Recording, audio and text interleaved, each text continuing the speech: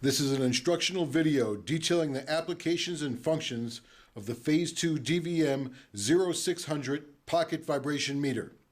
The DVM-0600 is designed to obtain balance and alignment data on all types of rotating or moving objects. The technology incorporated utilizes a piezoelectric sensor to obtain sensitive and accurate readings. Let's move to the operation of the vibration meter and see how easy it is to utilize the different functions, taking tests, and obtaining results. Power up unit, pressing the button. To take a reading, press the button and place the accelerometer tip firmly on the surface of the part being checked.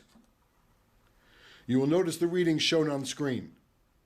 Release the button and the meter will hold the last known value.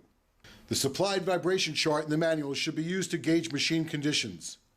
Changes in machine condition over time become readily apparent and permit repairs prior to machine failure.